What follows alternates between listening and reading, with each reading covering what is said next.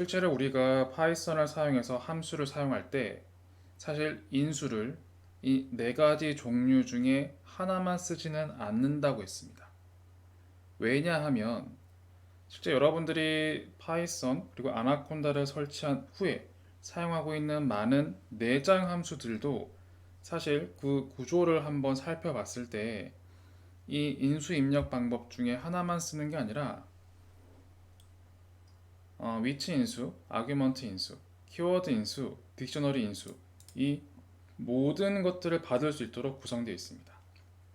즉, 이 모든 것들을 받는다라는 게 무슨 얘기냐면 내장 함수를 포함해서 대부분의 함수들은 함수를 생성할 때 다음과 같이 위치 인수를 대응하기 위한 매개 변수 그리고 개수를 알 수 없는 위치 인수를 처리하기 위한 즉 아규먼트 인수를 대응하기 위한 args 매개 변수 언패킹 또한 키워드 인수 그리고 그 키워드 인수의 개수를 몇 개인지 알 수 없을 때 사용하는 딕셔너리 인수를 처리하기 위한 키워드 아규먼트 매개 변수의 언패킹 이 세 가지를 통상 같이 매개 변수를 만들어 둡니다. 그래서 입력 방법을 여러분들이 난 위치 인수 쓸 거야, 아규먼트 쓸 거야, 키워드 쓸 거야 이런 거를 고민하실 필요가 없게 만들어져 있습니다. 우린 그냥 자유롭게 인수의 값만 반영하면 됩니다. 실제 대부분의 함수들은 이렇게 다시 요약하면 위치 인수, 아규먼트 인수, 키워드 인수를 대응하기 위한 매개 변수들로 설정되어 있기 때문에 우리가 어떻게 인수를 입력하든 상관없이 에러를 반영하지 않고 실행이 가능하도록 구성되어 있습니다. 그래서 특히 내장 함수들은 보통 위치 인수 그리고 키워드 인수까지를 통상 많이 반영하는 편입니다. 그리고 복잡한 함수의 경우 위치, 아규먼트, 키워드, 딕셔너리 인수를 모두 처리할 수 있도록 함수를 구성하는 편입니다. 또한 이 매개 변수 입력 순서에서 위치 인수를 가장 앞단에 반영을 하고 그 다음에 아규먼트 대응 매개 변수 그리고 키워드 아규먼트 이런 순서대로 입력을 해야만 합니다. 그리고 통상 args 아규먼트 인수를 대응할 때는 통상 리스트를 많이 씁니다. 튜플을 쓰는 경우 별로 없고요. 통상 리스트를 많이 하고 물론 리스트, 튜플 어떤 인수가 들어와도 이 매개 변수는 튜플로 변환한 다음 실행을 하겠지만 통상 리스트를 많이 사용합니다. 그리고 당연히 키워드 아규먼트에서는 딕셔너리만을 사용해야지 이 매개 변수가 인식할 수가 있다는 겁니다. 자, 그래서 제가 밑에 이미지로 하나 넣어왔는데 우리가 종종 써왔던 프린트라는 내장 함수입니다. 프린트 내장 함수 보면 이렇게 사용하세요 라고 가이드를 제가 넣어놨는데 위치인수 넣어주세요. 근데 점점점을 넣어주세요 돼 있어요. 점점점을 넣어달라는 게 아니라 여러 개의 위치인수를 써도 됩니다라는 뜻입니다. 즉 프린트 함수를 만들 때도 아규먼트 인수를 대응하기 위한 args 매개 변수가 있다라는 뜻인 거죠. 그리고 키워드 아규먼트가 등장합니다. 키워드 인수를 대응하기 위해서 매개 변수명은 값, 매개 변수명은 값, 매개 변수명은 값 이런 것처럼 키워드 인수가 여러 개 등장을 합니다. 그렇죠? 이렇게 사용해도 된다라고 써 있는 걸 봐선 이렇게 몇 개가 들어올 줄 모르는 여러 개의 키워드 인수들도 딕셔너리 인수 처리를 통해 키워드 아규먼트를 매개 변수로 할당을 해 놓았다라는 뜻으로 해석할 수 있다는 거죠. 그래서 다시 한번 요약을 하면 대부분의 내장 함수를 포함한 함수들은 함수를 생성할 때 아규먼트 매개 변수, 키워드 아규먼트 매개 변수를 사용을 해서 실제 윈치 인수가 몇 개가 들어오든 아니면 키워드 인수가 몇 개가 들어오든 에러를 발생시키지 않고 실행할 수 있도록 구성되어 있기 때문에 우리는 그저 프린트 함수를 불러와서 편하게 작성을 했어요. 우리 프린트 함수 쓸 때 특정한 규칙을 제가 설명드린 적이 있나요? 없습니다. 그냥 프린트를 가지고 오고 안에 어떤 값을 쓰던 제가 아무 말도 하지 않았습니다. 편히 막 썼었어요. 그 이유가 이렇게 실제 대부분의 함수에는 다음과 같이 위에 배웠던 네 가지 케이스를 다 핸들링 할 수 있도록 구성하는 편이다 라는 거에 대한 반증이 될 겁니다. 이렇게 해서 실제 함수들에는 어떻게 구성을 주로 하는지 설명을 드렸습니다. 이 내용을 한번 예시를 통해 두 개로 확인해 보면 제가 임의로 프린트 함수를 만들어 봤습니다. 커스텀 프린트 그리고 여러 개의 위치 인수 대용하는 매개 변수 여러 개의 키워드 인수를 대응하기 위한 매개 변수를 넣었습니다. 그리고 이것을 그대로 출력하도록 설정해 봤습니다. 그런 다음 커스텀 프린트 함수를 입력하고 위치 인수에는 몇 개를 넣을지는 얘기하지 않고 3개를 넣어 봤고요. 그리고 키워드 인수엔 몇 개를 입력할지 얘기하지 않고 2개를 넣어 봤습니다. 2개. 그랬더니 이 키워드 인수도 반영이 되고 위치 인수도 반영이 돼서 이걸 실행을 했을 때 다음과 같이 1 땡땡 2 땡땡 3 땡땡이 나옵니다. 다 기능을 할 수 있도록 쓴 거죠. 무슨 얘기냐면 자 1, 2, 3이라는 건 위치 인수죠. 위치 인수가 튜플로 변환되어 args에 들어갈 겁니다. 그러면 args는 튜플 데이터의 묶음이라고 인식을 해서 가지고 오고 그걸 그대로 내장함수의 프린트에 넣은 거예요. 프린트. 이것도 언패킹으로 인수를 넣었기 때문에 여기선 매개 변수지만 이 매개 변수의 값 그대로 인수로 다시 한번 프린트 내장함수에 넣었기 때문에 언패킹을 통해 자연스럽게 실행이 되고 그리고 2개의 키워드 인수는 딕셔너리로 변환되어 키워드 아규먼트 매개 변수에 들어갈 것이고 이 언패킹까지 포함된 그대로를 프린트 내장 함수의 인수로 넣었습니다. 그래서 그 딕셔너리 값은 언패킹이 돼서 실제 프린트 내장 함수의 SEP 매개 변수에는 콜론이란 값이 AND라는 매개 변수에는 빈 문자 열이 들어가도록 반영을 한 겁니다. 그래서 이렇게 실행해도 프린트 내장 함수가 반영을 해서 개수가 몇 개든 상관없다. 1, 2, 3을 출력하고 중간에 구분자는 콜론을 쓰고 끝날 때는 빈 문자를 써서 줄바꿈 대신에 옆으로 출력하도록 출력이 된 거였습니다. 이런 시스템입니다. 조금은 이렇게 문자열이 많이 들어가 있으니까는 어색하거나 그러실 수 있지만 실제 이렇게 쓰지는 않습니다. 이렇게 쓴다라는 거 알려드리려고 이 예를 넣은 게 아니라 이렇게 구동이 될 수 있는 로직을 설명하기 위해 제가 인위적으로 함수를 만들어 본 겁니다. 이렇게 쓸 일은 없으니까 너무 그런 거에서 혼란은 가질 필요 없습니다. 내용을 한번 이해하는 차원만 새기시면 됩니다. 다음 예시에서는 단순히 아규먼트 매개 변수, 키워드 아규먼트 매개 변수만 가져온 게 아니라 위치 인수까지 포함하고 있습니다. 그렇죠? 그리고 이 세 개의 매개 변수를 내장함수 프린트에도 그대로 인수로 넣었습니다. 이렇게 해도 동일한 결과가 나왔습니다. 즉 위치 인수가 몇 개 들어오던 그리고 위치 인수가 몇 개 들어오던 있더라도 그리고 위치 인수를 별도로 하나를 뽑아내도 알아서 이 1은 위치 인수 값 밸류에 들어갈 거고 2와 3은 당연히 투표로 변경되어 args에 들어갈 겁니다.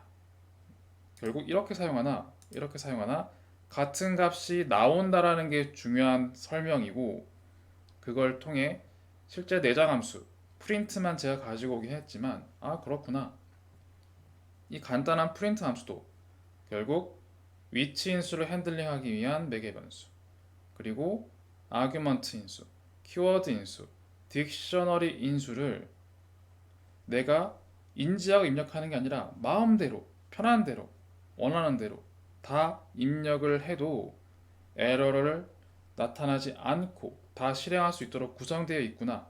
그 사실을 인지하시는 게 이 3.5장의 챕터를 이해하는데 주요 목적입니다. 이렇게 해서 3.5장의 내용은 마칠게요. 자, 중요한 내용 많이 배웠고 3.6에는 특별한 케이스를 하나 소개할 겁니다. 앞에서까진 내가 인수를 몇 개 넣을 것인가에만 포인트를 했습니다. 개수에 맞게 넣어야 되는데 그런 고민 없이 개수를 몰라도 편한 대로 입력을 했을 때 알아서 실행할 수 있도록 진행을 했었죠. 그런데 앞에 예시를 살짝 다시 가면 지금 저희가 예를 들어서 SEP라는 매개 변수는 콜론, 그리고 AND라는 매개 변수는 빈 문자열을 넣었죠. 그쵸? 근데 이거를 이렇게 넣었을 때 변경되었는데 우리가 앞에서 프린트 내장 함수를 쓸 때 사실 이런 거를 잘 안 넣었죠. 대부분 안 넣었습니다. 그럴 때 어떻게 했었죠? 자동으로 이 숫자들이 줄바꿈이 되었었고요. 그렇죠? 예를 들어 제가 한번 이것만 다시 한번 실행을 하면 이 예를 보여드리는 것도 좋을 것 같네요. 이걸 실행을 하고 만약에 제가 이 두 개의 키워드 인수를 무시할게요. 그럼 어떻게 될까요? 그냥 1, 2, 3이 나타납니다. 1, 2, 3. 그리고 숫자 사이에는 콜론 대신에 빈칸이 들어있네요.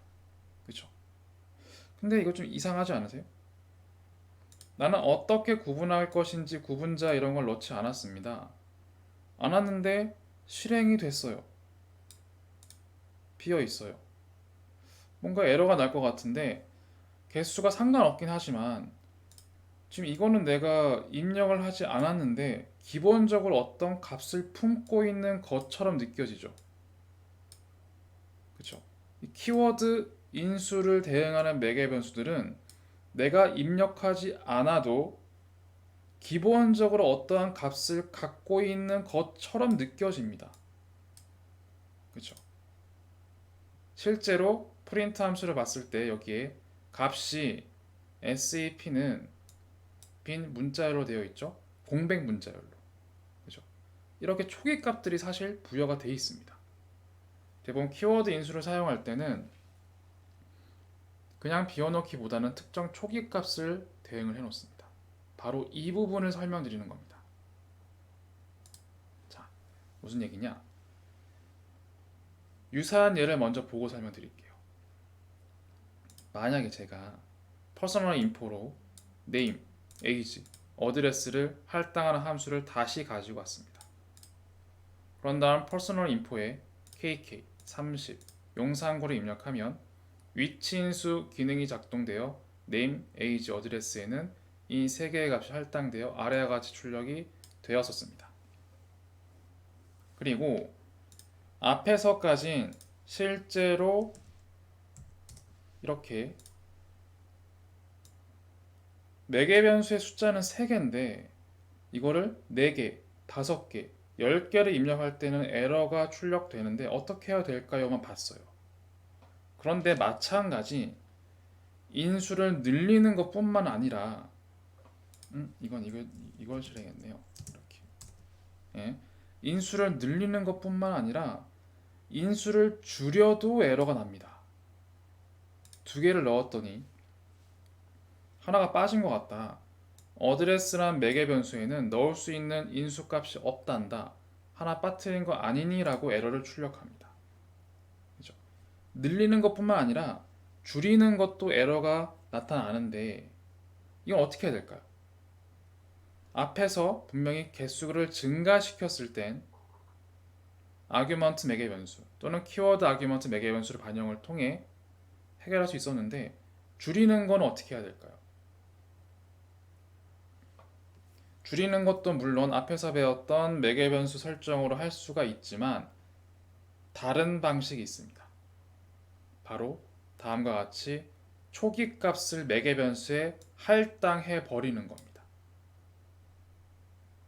즉 앞에서 name에는 kk, age에는 30 이렇게 넣는 방식이 키워드 인수를 반영하는 것이었는데, 인수의 키워드 값을 할당하는 게 아니라 매개 변수에 값을 할당해 버리는 거예요. 이렇게 세팅을 하면 제가 별도로 어드레스의 인수값을 할당하지 않아도 기본적으로 초기화되어 있는 매개 변수의 값이 출력이 됩니다. 그렇죠? 이렇게 사용하는 방식을 지금 제가 설명드린 것처럼 매개 변수에 값을 입력하는, 즉 초기 값을 할당하는 방식입니다. 이렇게 함수를 만들 때 매개 변수에 초기 값을 할당해 두면 그 할당된 매개 변수에 대응되는 인자 값은 반영하지 않아도 이 초기 값으로 알아서 실행이 됩니다. 그리고 여러 개의 입력값 중에서 특정 입력값, 즉 인자가 입력되지 않아도 함수 내부에서 지정한 이 매개 변수 값으로 반영이 된다는 거죠. 단 주의해야 할 점은 초기 값으로 고정된 입력을 처리하기 위해선 이 매개 변수 값을 가장 맨 뒤에 배치해야 합니다. 즉 특정한 입력값이 들어올 자유도가 있는 그러한 매개 변수에는 값을 할당하지 않고, 혹시 모르는 값은 맨 뒤에 배치해서 값을 할당하는 방식으로 만들어야 합니다. 그리고 초기 값을 만약 고정되어 있는데 매개 변수는 값이라고 해서 이렇게 생성한 다음에 오히려 제가 이 매개 변수 대응되는 인수에 값을 넣으면 어떻게 될까요? 그러면 당연히 사용자가 입력한 인수의 값을 우선 적용합니다. 그러니 더욱 걱정할 게 없는 거예요. 그렇죠? 알아서 처리를 다 합니다. 걱정할 게 없습니다. 그래서 밑에 예시로 다시 한번 오면 제가 한번 예로 보여드릴게요. 이 두 가지는 해결을 했고, 예시로서 제가 만약에 이렇게 어드레스는 비공개라고 값을 이 매개 변수에 반영을 했지만, 그렇게도 불구하고 내가 하나, 둘, 세 개의 위치 인수를 넣었을 때 어드레스 위치에 해당되는 서울시 용산구는 비공개보다 항상 우선됩니다. 왜? 사용자가 입력한 게 기본적으로 함수가 가지고 있는 값보다 우선되기 때문이죠. 그래서 다음과 같이 실행을 했을 때도 문제가 없이 내가 입력한 값으로 출력이 되는 걸 확인할 수가 있습니다. 그러면 어떻게 하는 게 좋을까요? 이렇게 함수를 만드는 방식과 이렇게 함수를 만드는 방식이 있는데, 처음 것처럼 함수를 만들면 값이 줄어들었을 때 에러가 발생, 두 번째처럼 함수 값을 만들면 값이 줄었을 때 에러가 발생하지도 않고, 혹시 내가 특정한 값을 입력했을 때도 그걸 반영해서 우선적으로 적용한다는 겁니다. 그래서 이 내용을 통해서 확인할 수 있는 건 최대한 키워드 인수를 사용해서 함수를 만들고 싶으면 키워드 인수에 대응되는 매개 변수 값에도 값을 할당해 두는 게 좋습니다. 혹시 몰라서 내가 이걸 입력하지 않을 때도 작동이 됩니다. 그래서 앞에서 프린트 함수에 키워드 매개 변수를 보면 다 값이 할당되어 있는 겁니다. 이게 무슨 뜻인지 몰라도 괜찮아요. 하지만 우리는 이걸 기억하세요. 프린트 내장 함수를 쓸 때 편하게 썼어요. 정말 편하게, 마음대로. 어떻게 써야 되지? 검색조차 해본 적이 없습니다. 편하게 써도 알아서 그 키워드 인수에 해당되는 매개 변수가 기능을 작동할 수 있도록 초기 값이 부여되어 있던 겁니다.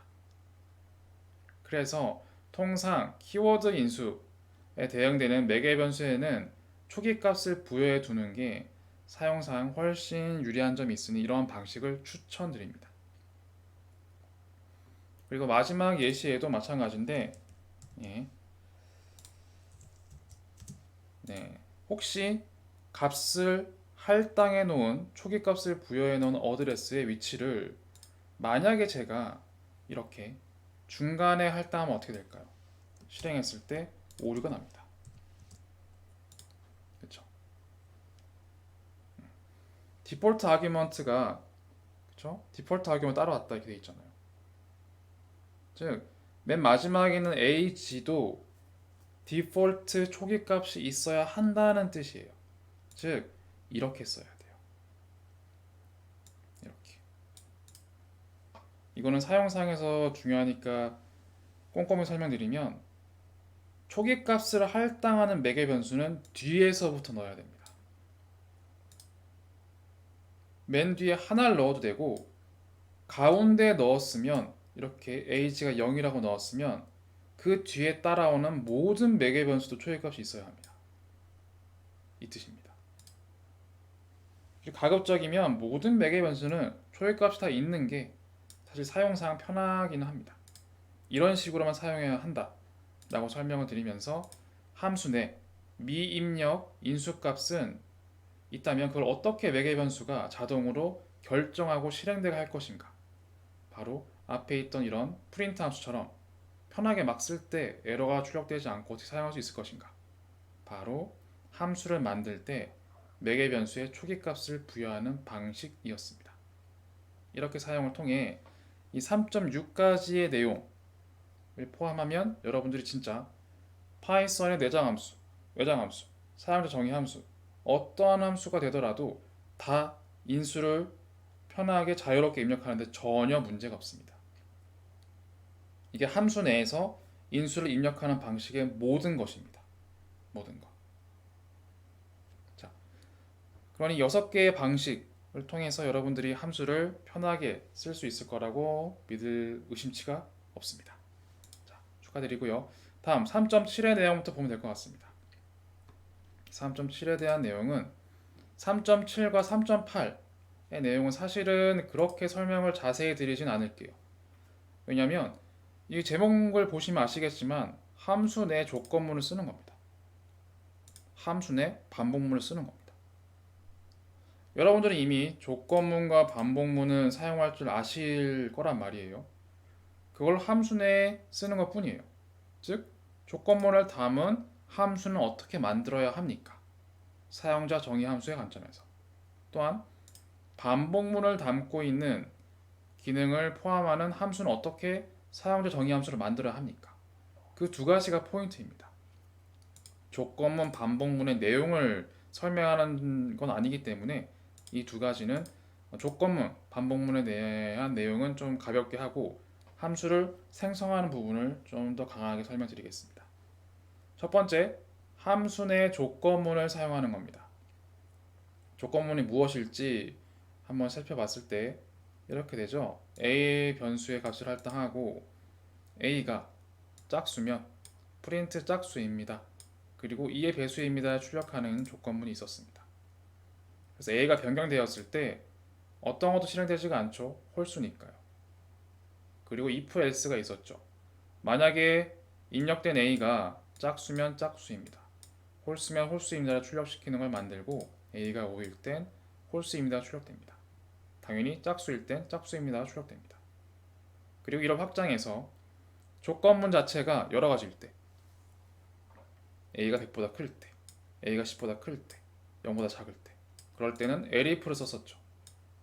elif를 통해 if, elif, else를 통해 10일 때 적당한 양수가 출력, 1000일 때 큰 양수 출력, 음수일 때 음수 출력, 5일 때 0의 값같구만유 출력 되는 함수였습니다. 이렇게 조건문을 여러 개 쓸 때는 if, elif, else를 썼습니다. 그러면 이러한 조건문을 함수로 만들어 보겠습니다. 왜 만들어야 할까요? 지금 잘 보면 이 조건문에는 a라는 변수가 이렇게 걸쳐져 있죠. 이 값을 받아왔단 말이에요. 그렇죠? 근데 이렇게 사용하다가 나중에 뒤에서 그래서 막 뭘 하다가 a가 바뀔 수도 있어요. 100 이렇게 바뀔 수도 있고, 그런 다음에 다시 한번 이 if문 조건문을 실행하면은 앞에서는 이 예시가 0에 가깝구만 유가 출력되었지만 그 사이에 값이 바뀌어 버립니다. 그렇죠? 한마디로 여기에 들어있는 변수 a 값이 변경되거나 할 때 뭔가 데이터가 바뀌거나 결과가 바뀔 수 있는 위험이 있어요. 그래서 함수를 만들어 놓으면 그 부분이 좀 더 안전해집니다. 왜 안전해지는지 볼게요. 일단 함수를 만들고 비교해 보겠습니다. 함수 어떻게 만든다고 했죠? 사용자 정의함수 부분을 가지고 오면 예약어 명령문 define의 약자인 def를 쓰고 한 칸 띄우고 함수 이름 numspec이라고 썼습니다. 그리고 매개 변수는 a를 받을게 콜론 그리고 여기에 있던 조건문을 그대로 복사해 와서 들여쓰겠습니다. 즉 그대로 해볼게요. 복사 붙여넣기 전체를 드래그해서 탭만 누르면 자동 들여쓰게 됩니다. 끝입니다. 사실 함수를 만드는 게 그렇게 복잡하진 않습니다. 들여쓰기 기준으로 이 함수가 관할하는 범위를 알 수가 있죠. 그래서 아래에 있는 둘, 넷, 여섯, 여덟 개의 문장을 이 함수가 관할하고 있구나 라고 알 수가 있죠. 그러면 사용 방법이 좀 더 좀 간결해집니다. 어떻게 간결해지냐면 사용할 때 numspec이라는 함수에 인수 5를 반영하여 결과를 y에 할당 하는 걸로 쓰는 겁니다. 그러면 실행을 했을 때 5는 0에 가깝구만 유가 출력이 돼요. 그리고 이 함수를 그대로 재사용 가능합니다. numspec 1000 큰 양수 나오고요. numspec -1000 음수 나옵니다. 5를 넣던 1000을 넣던 -100을 넣던 실제 그 값은 이 함수 안에만 들어가 있어요. a가 절대로 얼마인지가 출력되지 않아요. 제가 이거 0에 가깝구만 유 출력을 했죠. 그러면 이 함수 안에 있는 a는 5가 들어가겠죠. a가 얼마인지 볼까요?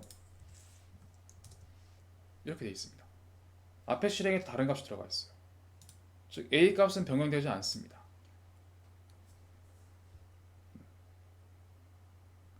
그리고 좀 더 사용이 간단한 게 이 함수를 만든 다음에 사실 함수는 알 필요가 없어요.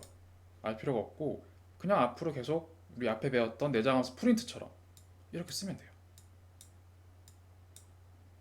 함수가 어떻게 생겼지 기억할 필요가 없습니다. 그냥 바로 재사용만 하면 됩니다. 하지만 함수를 만들지 않았을 때 보세요. 재사용하려고 이 조건문을 매번 썼어요. a가 10일 때 실행, a가 1000일 때 실행, -1000일 때 실행, 5일 때 실행. 계속 조건문을 반복해 썼습니다. 하지만 이걸 함수로 만들어 두면 크게 두 가지 장점이 있다. 한 번 실행을 시킨 이 함수는 다시 실행시킬 필요가 없어요. 그냥 함수를 쓰면 됩니다. 재사용만 하면 된다. 이것이 첫 번째 함수를 만드는 이유고요. 두 번째는 앞에서 재사용을 안 하고 계속 조건문을 쓸 때는 우리가 인위적으로 a 값을 바꿔왔죠. 그리고 a가 앞에 막 연결돼 있어요. 조건문 안에도. 실수로 코드가 길어졌을 때 중간에 너무 코드가 길어져서 a가 막 바뀔 때도 있죠. 나는 애초에 이 a가 1000이길 바랬는데 실수로 이 사이에 b는 100 이런 거 쓰다가 나도 몰랐는데 또 한 번 a가 50 이렇게 될 수도 있는 거예요. 그럼 내가 의도했던 값이 출력이 안 될 수도 있습니다. 이러한 리스크를 방지하기 위해서 함수를 만들면 내가 입력한 인수 값은 매개 변수에 전달이 되고 이 매개 변수 값은 이 함수 내에서만 인식되고 함수 밖에서는 전혀 인식되지 않습니다. 그게 좋은 거예요. 그런 부분이. 여기서 아무리 a를 써도 이 함수 밖에 있는 a는 건드리질 않아요. 좀 더 값의 자체가 값이 변경되거나 이런 리스크를 훨씬 줄어들 수 있습니다. 이 두 가지가 함수를 사용하는 목적이라고 볼 수 있습니다. 자, 문제를 하나 들고 왔습니다. 마이너스 99,000이네요. 99,999부터 양수 99,999까지 숫자를 입력받습니다. 입력받고, 숫자가 양수면 숫자의 자릿수를 출력하고, 음수면 양수로 바꾼 다음에 33으로 나눈 몫의 자릿수를 출력하는 프로그램을 만드십시오. 그 프로그램을 작성하시고, 첫 번째 예제 함수명 1, 2, 3, 4를 실행했을 때 자릿수 4자리죠. 4를 출력시키면 합격.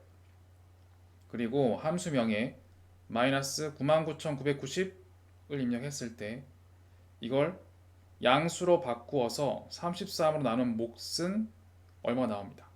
그게 몫의 자릿수가 4자리입니다. 이렇게 출력이 되는지 확인하시면 됩니다. 이걸 통해서 당연히 조건문을 만들어야겠죠. 그리고 함수를 변경해야 됩니다. 그 변경된 함수를 인식시키고 함수를 쓰시면 될 거예요. 이렇게 함수 내에 조건문을 어떻게 사용하는지 확인하실 수가 있을 겁니다. 다음, 함수 내 반복문 사용하는 것인데, 반복문 이미 잘 아시죠? 반복문 간단하게 보겠습니다. 리스트를 만들고, 리스트 6개의 값이 반복문에 들어가죠. 출력됩니다. 6개의 값들 중에서 5보다 큰 경우만 출력하세요. 즉 반복문 안에 조건문이 포함되어 있습니다. 가능하죠? 그렇죠. 그리고 만약에 6개의 값 중에서 하나하나의 값이 5보다 클 경우 숫자만 출력하지 않고 2 곱한 거, 3 제곱한 거, 줄바꿈도 출력해다오. 이렇게 실행하면 이렇게 잘 출력이 됩니다. 5보다 큰 경우는 5, 7, 10밖에 없고 5 곱하기 2, 5의 3승 줄바꿈. 다음이 7 곱하기 2, 7의 3승 줄바꿈. 다음 10의 곱하기 2, 10의 3승 줄바꿈이 됩니다. 이런 게 반복문이었죠. 그리고 가서 저장해 보겠습니다. 6개의 값을 하나씩 받고 나서 5보다 큰 경우에 값을 출력하는데 그 값을 2를 곱한 것을 빈 리스트에 append라는 명령어를 써서 붙인 거예요. 즉 무슨 얘기냐면 이거죠. 이거 지금 이걸 가지고 왔는데 5보다 큰 케이스는 5, 7, 10밖에 없습니다. 마찬가지 이 프린트 함수가 5, 7, 10을 출력하는데 이 5, 7, 10을 곱하기 2를 해서 빈 리스트에 붙여 넣는 거예요. 그래서 5, 7, 10 대신 10, 14, 20이 빈 리스트에 하나씩 들어가서 리스트 묶음이 되는 겁니다. 자, 이 내용을 함수로 만들어 보겠습니다. 멀티플 리스트라는 함수를 만들었고 위의 함수와 약간 차이가 있는 게 뭐냐면 매개 변수를 뭘 넣으실까 고민을 살짝 해봐야 됩니다. 사실 함수를 만들 때 뭘 입력받는 거지? 그랬을 때 저는 이걸 2개를 만들었어요. 매개 변수를. 잘 보면 num 리스트 그대로 있죠? 이거를 어떤 리스트가 들어올지 모르니, 즉 어떤 데이터가 들어올지 모르니 이걸 고객한테 입력하라고 매개 변수를 넣었습니다. 또 하나, 앞에선 5 이상의 기준이었는데 이 기준도 고객들이 바꿀 수 있도록 criteria라는 변수명을 바꿨고요. 이것도 입력 가능하도록 매개 변수로 넣었습니다. 나머진 동일합니다. 이거나 동일합니다. 그리고 최종 저장된 블랭크를 return 함수를 써서 출력하도록 넣어놓은 것밖에 없습니다. 자, 제가 어떻게 만들었을까요? 이거를 만드는 과정을 좀 보여드리면 이렇게 한 거예요. 일단 define multiple list 그리고 뭐 in으로 만들게요. a, b라고 할게요. 이렇게 만드는 게 좋은 건 아닙니다. 사실 의미를 모르니까요. 근데 일단 예시로 만들어 볼게요. 비교하기 위해서. 그런 다음 들여쓰게 되어 있지만 일단 그냥 맨 앞으로 가서 복사한 걸 그냥 붙여넣기 합니다. 그리고 이 붙여넣기 한 기능을 인식시키기 위해서 탭을 통해 들여쓰기 합니다. 그리고 마지막 값은 똑같은 들여쓰기 위치에서 return blank가 만드는 끝이에요. 즉 이 함수는 2개의 값을 받아 블랭크를 계산하고 출력. 단 A, B 매핑 잘 하셔야 되죠. num 리스트 자리에 A, O 자리에 B가 들어가겠네요. 이렇게 만든 게 제가 미리 써놓은 코드 바로 이것입니다. 자, 이렇게 만들었을 때 한번 볼게요. num 리스트, 멀티플 리스트에서 num 리스트 값은 내가 넣어주는 거예요. 인수로 리스트. 앞에 봤던 1, 2, 3, 5, 7, 10. 그리고 크라이테리어는 5. 둘 다 위치 인수로 리스트가 여기 들어가고 5가 크라이테리어에 들어갑니다. 그래서 그 결과 위와 동일하죠. 똑같이 실행돼서 10, 14, 20이라는 리스트가 출력이 됩니다. 그렇죠. 이렇게 함수를 만들어 놓으면 앞에 함수의 조건문과 마찬가지로 이 함수를 다시 쓸 필요가 없어요. 그냥 재사용만 하면 됩니다. 예를 들어 기준을 크라이테리어를 3으로 변경했습니다. 그러면 3보다 큰 3, 5, 7, 9, 11. 그리고 num 리스트 변경했네요. 1, 2, 3, 5, 7, 10이 아니라 1, 3, 5, 7, 9, 11로 바꿨네요. 그리고 3, 즉 3보다 큰 이 5가지의 값들은 2가 곱해져서 출력이 될 겁니다. 그래서 6, 10, 14, 18, 22가 출력됩니다. 재사용만 할 뿐입니다. 또 다른 재사용, 크라이테리언만 10으로 변경했어요. 그랬더니 10 이상인 11에 대해서만 2가 곱해져서 빈 리스트 블랭크에 들어가서 출력됐습니다. 이렇게 하는 게 반복문도 함수로 만드는 방식입니다. 물론 앞에 배웠던 조건문도 포함되어 있죠. 이렇게 함수를 만드시면 됩니다.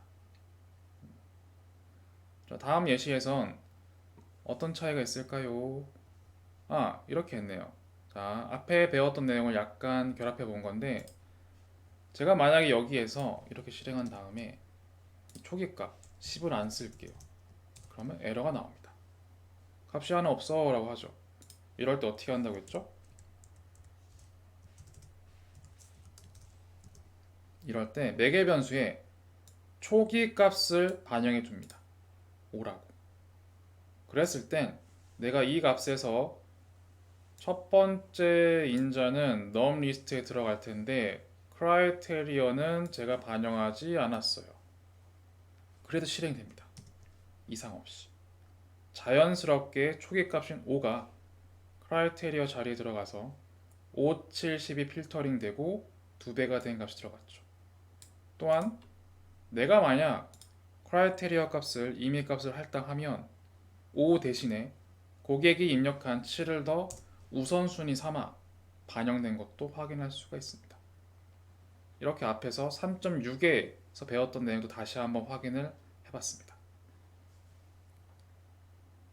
자, 반복문이 for만 있던 건 아니죠.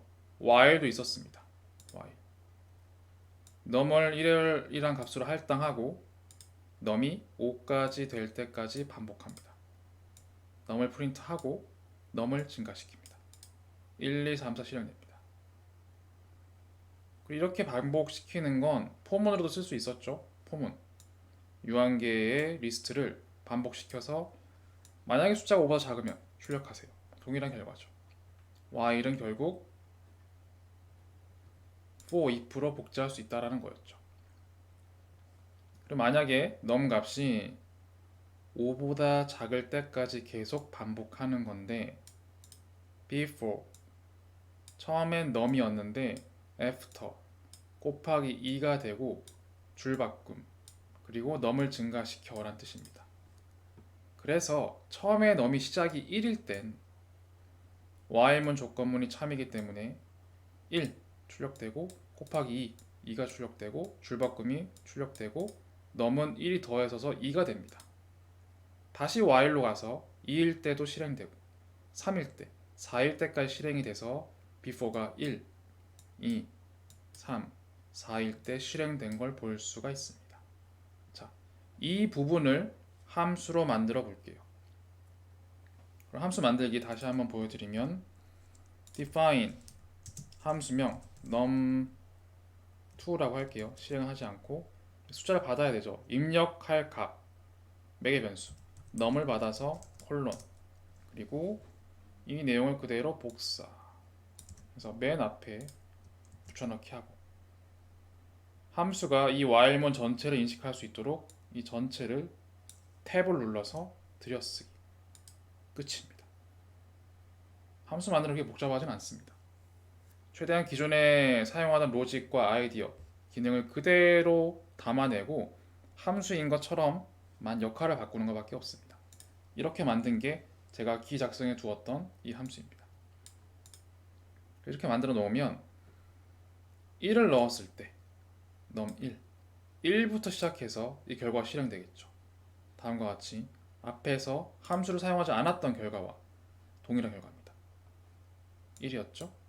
인수 값으로 1을 넣었더니 똑같은 결과가 나옵니다. 또한 함수를 만들었기 때문에 실행시킬 필요 없고 생성한 함수는 계속 재사용만 하면 됩니다. 이렇게 num2 했더니 2, 3, 4의 결과만 나옵니다.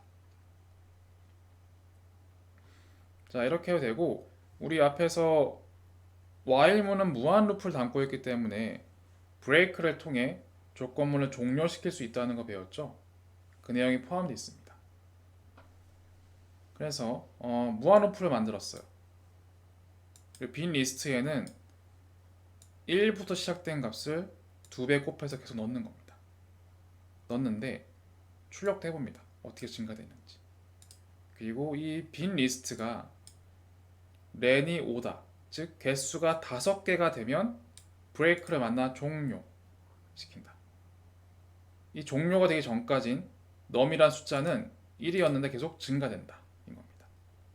그래서 이걸 실행하면 처음엔 2, num이 2배가 돼서 들어가죠. 2, 그 다음엔 2, 4, 그 다음 2, 4, 6, 그 다음 2, 4, 6, 8, 2, 4, 6, 8, 10 5개가 되니 브레이크 만나 종료인 겁니다. 이 함수를 만드는 것도 동일합니다. define numseq num을 가지고 와서 그대로 붙여넣기 그리고 이거를 들여쓰기 끝입니다. 함수 만드는 거 어렵지 않습니다. 이렇게 한 방식이 함수인 거고 그래서 numseq2라는 함수 이름을 통해 인수로 1을 넣어주면 동일한 결과가 생성이 된 걸 볼 수가 있습니다. 즉 그냥 반복문을 통한 결과 이건 함수를 통해 만든 결과 동일합니다.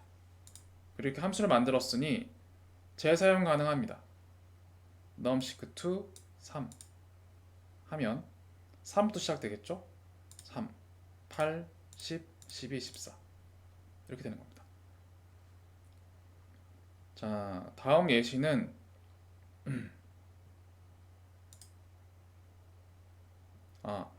이거는 사실은 제가 하나의 프로그램을 만들려고 넣어놓은 예시인데 뭘 한 건지 먼저 설명드리고 앞에 셀 설명드릴게요. 자, 저는 로또 번호 6개를 출력하는 프로그램을 만들고 싶었어요. 프로그램. 그걸 만들기 위해서 일부 기능을 사용할 겁니다. 바로 랜덤이란 기능을 쓸 거예요. 그것 때문에 잠시 랜덤을 소개하는 겁니다. 일단 import random 랜덤이라는 모듈을 불러왔습니다. 그리고 samples란 변수에는 range 함수를 써서 1 이상 46 미만의 리스트를 할당했습니다. 그걸 출력 한번 해보고 랜덤이란 모듈 하위에 있는 shuffle이라는 함수를 가지고 왔습니다. 그리고 입력 인수에는 샘플즈를 넣었습니다. 그럼 어떤 기능이 실행되느냐?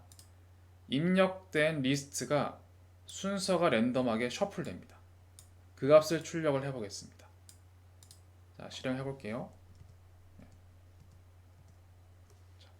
첫 번째 샘플즈에는 순서가 있었으나 두 번째 샘플즈에는 순서가 없죠. 그리고 잘 보시면 실행할 때마다 셔플즈는 다양한 결과를 도출합니다. 바뀝니다. 이런 함수를 가지고 왔습니다. 그리고 네.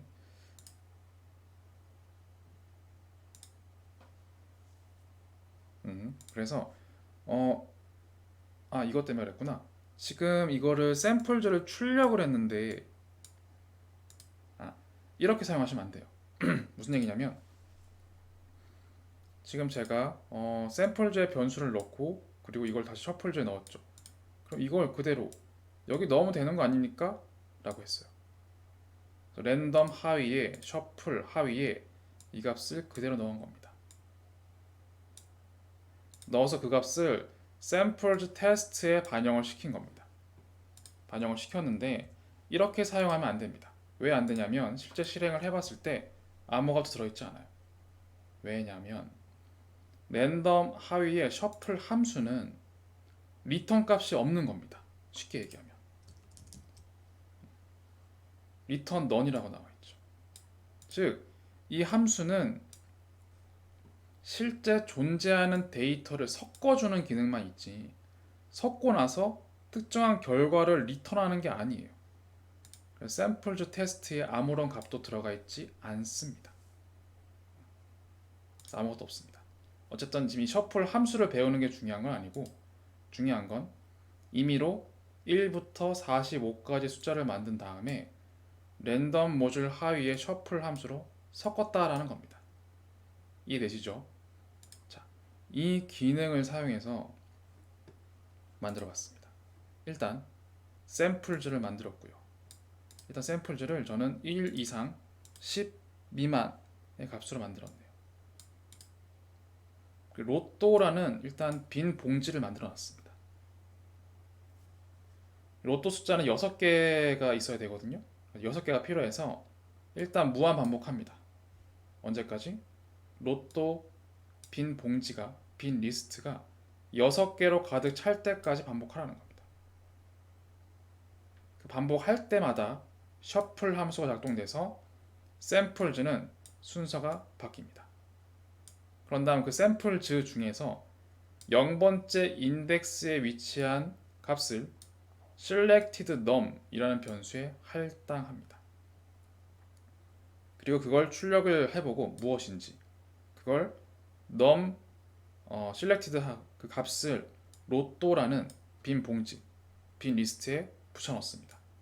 그리고 최종 while문을 종료시키고 나서 딜러스이가 없죠. 최종 로또 번호를 출력합니다. 자, 제가 실행을 해볼게요. 이렇게 나옵니다. num selected가 하나씩 9, 5, 1, 1, 5, 4였습니다. 그리고 이 묶음이 빈 리스트에 들어가서 로또에 담겼습니다. 이렇게 실행할 때마다 다른 값이 생성되죠. 이렇게 해서 로또 번호를 6개 임의로 만드는 프로그램 만든 거예요.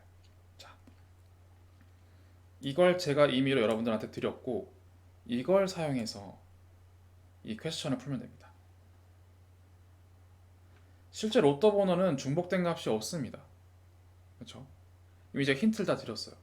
여기에서 continue 또는 break 문을 사용해서 중복되지 않는 6개의 번호를 출력하는 프로그램 함수를 만드시면 됩니다.